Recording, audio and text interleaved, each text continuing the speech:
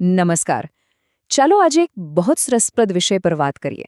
સ્ત્રીના શરીરમાં દર મહિને એક અદ્ભુત જૈવિક સંગીત વાગે છે. ખબર છે? આ કોઈ એમ જ થતી પ્રક્રિયા નથી. આ તો હોર્મોન્સ અને અંગો વચ્ચેનો એકદમ પરફેક્ટ તાલમેલ છે. તો આજે આપણે આ 28 દિવસના સંગીતના રહસ્યોને ઊંડાણપૂર્વક સમજીશું.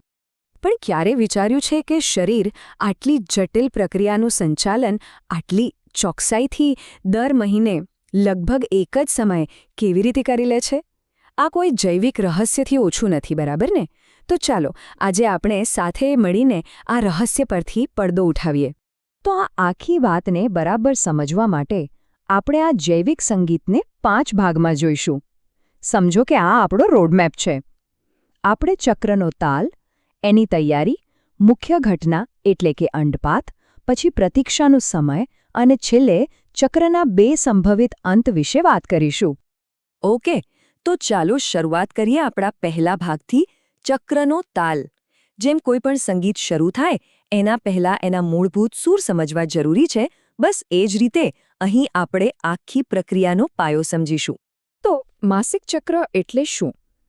એકદમ સરળ શબ્દોમાં કહીએ તો આ શરીરની પ્રજનન માટેની દર મહિનાની તૈયારી છે. આ એવા ફેરફારોની એક શૃંખલા છે જે એક અંત પછી તરત જ ફરીથી શરૂ થઈ જાય છે. એટલે જ તો એને ચક્ર કહેવાય છે. અને આ આખું ચક્ર પૂરું થવામાં કેટલો સમય લાગે? સામાન્ય રીતે 28થી 29 દિવસ. જરા વિચારો તો, આટલા ઓછા સમયમાં શરીર કેટલું બધું કામ કરી લે છે. ચાલો હવે આપણે જોઈએ કે આ દિવસોમાં બરાબર થાય છે શું. હવે આ ચાર્ટને જુઓ. પહેલી નજરે થોડું જટિલ લાગી શકે છે, પણ ગભરાશો નહીં. આ આપણા માટે એક મ્યુઝિકલ સ્કોર જેવો છે. એ આપણને બતાવે છે કે 4 મુખ્ય ખેલાડીઓ પિટ્યુટરી ગ્રંથિ, અંડાશય, હોર્મોન્સ અને ગર્ભાશય કેવી રીતે એકદમ સુમેળમાં કામ કરે છે. આપણે આ સ્કોરને સ્ટેપ બાય સ્ટેપ એકદમ સરળતાથી સમજીશું. સારું, તો હવે વાત કરીએ બીજા ભાગની. આ છે તૈયારીનો સમય, એટલે કે ચક્રનો પહેલો અડધો ભાગ. આ બધું મુખ્ય ઘટના માટેની તૈયારી છે. તમે એવી કલ્પના કરો કે કોઈ મોટો ઓર્કેસ્ટ્રા શો પહેલાં પોતાના વાદ્યોના સૂર મેળવી રહ્યું હોય. બસ શરીરમાં પણ કંઈક આવું જ થઈ રહ્યું છે. તો સવાલ એ છે કે આ તૈયારી થાય છે કેવી રીતે? જો, બધી શરૂઆત થાય છે FSH, એટલે કે ફોલિકલ સ્ટિમ્યુલેટિંગ હોર્મોનથી. એનું નામ જ એનું કામ બતાવે છે. એ અંડાશયમાં એક પુટિકાને, જેમાં અંડકોશ હોય છે, એને વિકસવા માટે ઉત્તેજિત કરે છે. પછી જેમ જેમ આ પુટિકા મોટી થાય છે, એ ઇસ્ટ્રોજન નામનો હોર્મોન બનાવે છે. અને આ ઇસ્ટ્રોજન ગર્ભાશયને જાડું થવાનો સિગ્નલ આપે છે. જોયું?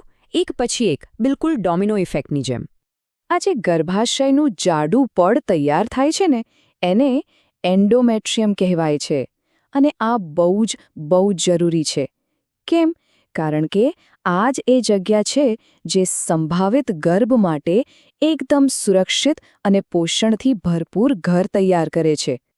અને હવે આવે છે આખા ચક્રનો ક્લાઇમેક્સ, મુખ્ય ઘટના, અંડપાત. આ એ જ ક્ષણ છે જેના માટે આટલી બધી તૈયારીઓ ચાલી રહી હતી. આપણા જૈવિક સંગીતની આ ચરમ સીમા છે, એનો સૌથી ઊંચો સૂર. પણ આ થાય છે કેવી રીતે? બહુ રસપ્રદ છે. જુઓ, જ્યારે ઇસ્ટ્રોજનનું લેવલ એકદમ ટોચ પર પહોંચે છે, ત્યારે એ મગજને એક સિગ્નલ મોકલે છે. એના જવાબમાં પિટ્યુટરી ગ્રંથિ LH, એટલે કે લ્યુટિનાઇઝિંગ હોર્મોનનો જાણે એક મોટો પ્રવાહ છોડે છે. અને બસ આ LHનો ઉછાળો જ ફાઇનલ ગો સિગ્નલ છે. એ જ પુટિકાને ફાટવા અને અંદરથી અંડકોશને મુક્ત કરવા માટે કહે છે. ચાલો પાછા આપણા મ્યુઝિકલ સ્કોર પર નજર કરીએ. જો તમે ચાર્ટમાં બરાબર જોશો તો લગભગ 14મા દિવસની આસપાસ તમને LHનો આ નાટકીય ઉછાળો એકદમ સ્પષ્ટ દેખાશે. આ જ એક ક્ષણ છે, આ જ આપણા સંગીતનો સૌથી ઊંચો સૂર છે. અંડપાત પછી શું? હવે સંગીતનો તાલ થોડો બદલાય છે. હવે શરૂ થાય છે પ્રતીક્ષાનો તબક્કો, એક જાતનો ઉત્તેજનાભર્યો સમય. શરીર હવે રાહ જોઈ રહ્યું છે એ જોવા માટે કે જે અંડકોશ મુક્ત થયો છે એનું ફલન થાય છે કે પછી નહીં. હવે એક મસ્ત સવાલ. અંડકોશ તો મુક્ત થઈ ગયો, પણ પેલી ખાલી પુટિકાનું શું થાય? શું એ નકામી થઈ જાય? ના, બિલકુલ નહીં. શરીર કોઈ વસ્તુ વેડફતું નથી. એ એક નાનકડી હોર્મોન ફેક્ટરીમાં ફેરવાઈ જાય છે, જેનું નામ છે કોર્પસ લ્યુટિયમ. અને એનું મુખ્ય કામ પ્રોજેસ્ટ્રોન બનાવવાનું. આ એ જ હોર્મોન છે જે ગર્ભાશયના જાડા અસ્તરને ટકાવી રાખે છે, એને ગર્ભ માટે એકદમ તૈયાર રાખે છે. ઓકે, અને હવે આપણે આવી ગયા છીએ આ સંગીતના અંતિમ પડાવ પર, અને અહીંથી વાર્તામાં બે રસ્તા પડે છે, એટલે કે બે સંભવિત અંત છે. બધો આધાર એ વાત પર છે કે અંડકોષનું ફલન થયું છે કે નહીં. ચાલો આ બંને રસ્તા ઉપર એક નજર નાખીએ. અહીં બધું એકદમ સ્પષ્ટ છે. જો ફલન ન થાય તો શું થાય? કોર્પસ લ્યુટિયમનું વિઘટન થાય, પ્રોજેસ્ટેરોન ઘટી જાય અને પરિણામે ગર્ભાશયનું પડ તૂટી જાય અને માસિક સ્રાવ શરૂ થાય. અને જો ફલન થાય તો બધું ઉલટું. હોર્મોન્સનું લેવલ ઊંચું જ રહે છે, એન્ડોમેટ્રિયમ ગર્ભાવસ્થાને ટેકો આપે છે અને માસિક ચક્ર થોડા સમય માટે અટકી જાય છે. ચાલો પહેલા પરિણામને જરા વધુ સમજીએ.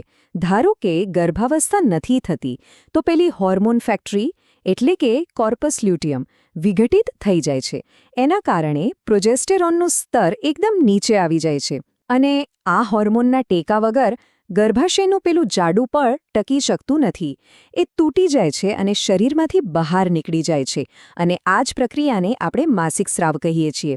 આ પ્રક્રિયા એટલે કે માસિક સ્રાવ સામાન્ય રીતે 3 થી 5 દિવસ સુધી ચાલે છે, અને જેવો આ સમયગાળો પૂરો થાય, સમજો કે એક ચક્ર સમાપ્ત થયું અને શરીર જરા પણ સમય બગાડ્યા વિના તરત જ નવા ચક્રની તૈયારી શરૂ કરી દે છે, ફરીથી પહેલા દિવસથી.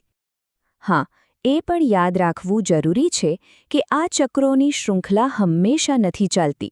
લગભગ 50 વર્ષની ઉંમરની આસપાસ જ્યારે આ ચક્રો કાયમ માટે બંધ થઈ જાય છે, એ સ્થિતિને મેનોપોઝ તરીકે ઓળખવામાં આવે છે. તો આ આખી વાત પરથી આપણે શું શીખ્યા?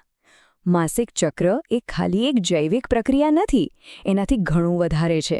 આ નવીકરણ અને નવી સંભાવનાઓનું એક ચક્ર છે. આ મગજ, અંડાશય અને ગર્ભાશય વચ્ચેની એકદમ ચોક્કસ અને ખરેખર સુંદર હોર્મોનલ વાતચીત છે. અંતે બસ એક વિચાર: સર્જન અને નવીકરણનું આ માસિક ચક્ર. આ આટલી જટિલ છતાં સુંદર પ્રક્રિયા આપણને કુદરતની અદ્ભુત રચના અને એની ચોકસાઈ વિશે વિચારવા મજબૂર કરી દે છે, નહીં? જીવવિજ્ઞાનની આટલી સચોટતા આપણને શું શીખવે છે?